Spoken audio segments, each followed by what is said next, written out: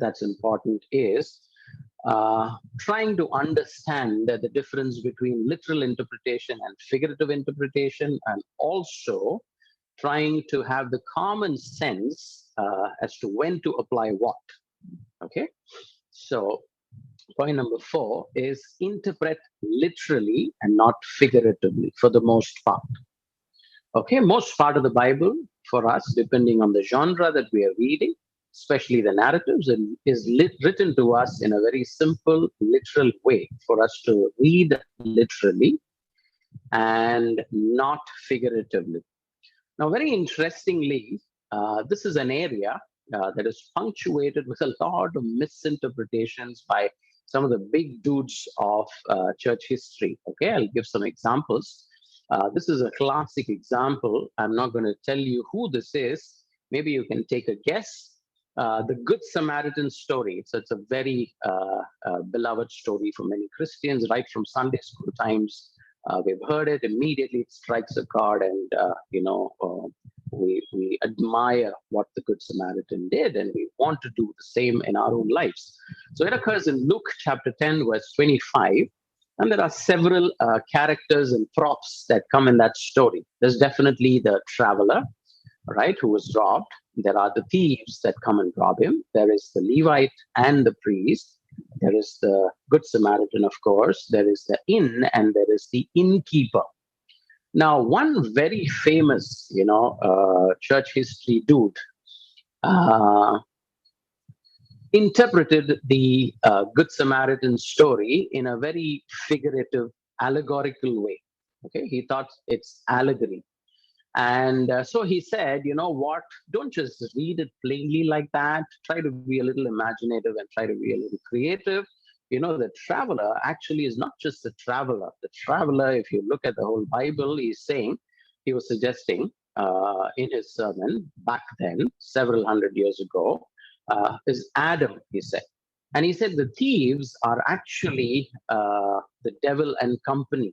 He said the Levite or the priest that came so close, but were concerned about their own ceremonial purity and all of that, didn't help the Samaritan, but didn't help the wounded traveler, but went around him, were representatives of the Old Testament ministry.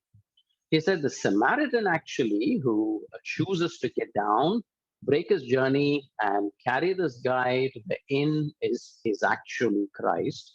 And he said the inn, the safe house to which he takes the Samaritan, the traveler, is the church. And he said the innkeeper is Paul. Okay. And have you ever thought of such an interpretation to this story? It's actually a very intelligent, brilliant, beautiful, creative way to look at the whole story.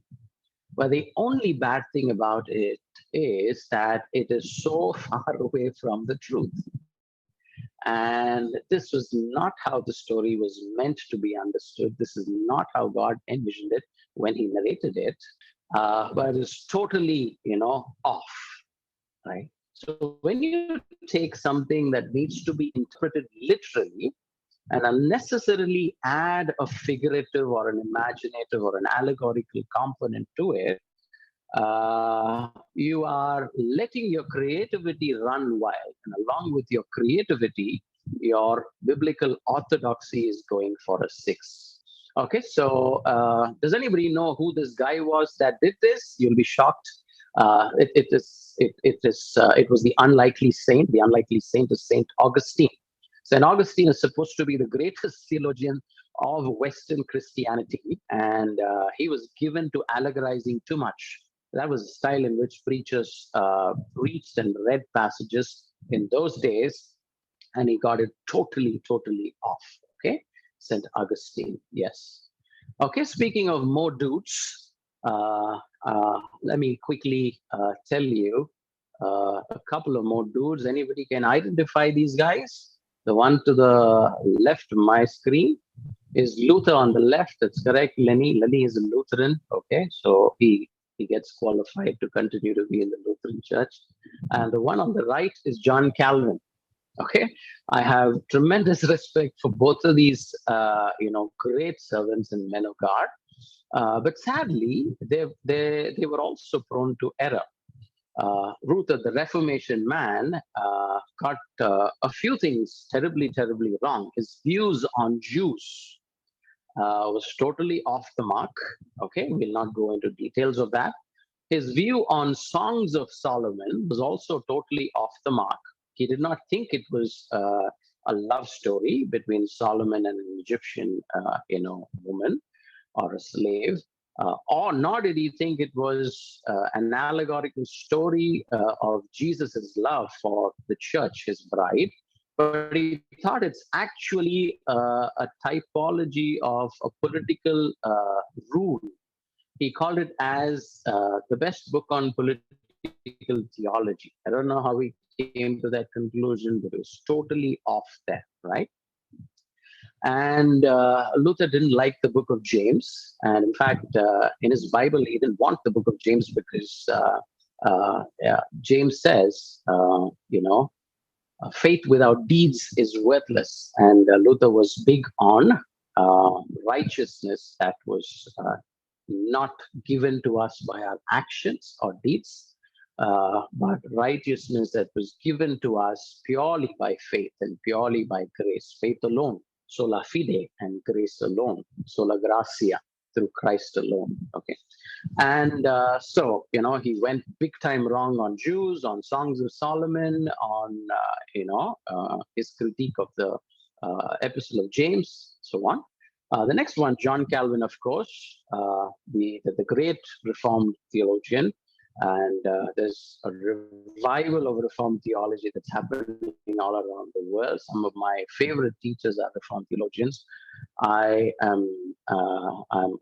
theology is not Reformed yet. I'm pretty much, in many ways, unreformed, but that's for another day. But Calvin's misinterpretations majored severely around the idea of the Old Covenant laws. He thought the Old Covenant laws were still in effect, and he did not think that it became obsolete like it's given in the book of Hebrews 8:13. And in fact, he even believed Leviticus 24:16 about the necessity of capital punishment to somebody that blasphemes the name. And in fact, there's a theological opponent that he had. His name is Servetus. Okay, he's a theologian as well. There's a big disagreement that happens between John Calvin and Servetus in their theology. And so John Calvin sanctions the death of Servetus at the stake. And so people who we revere have gone majorly wrong, right? And so we need to be careful when we imbibe their theology uncritically. Mighty dudes got it mighty wrong, is what I've put there. No one's immune to error, is the bottom line. Okay. I'm teaching and speaking so much, but the injunction is that you don't take everything that I say, but you go and read the scriptures for yourself. The scriptures are inerrant, but the interpreters are very much prone to error. And therefore, it puts a lot of weight on us for right interpretation.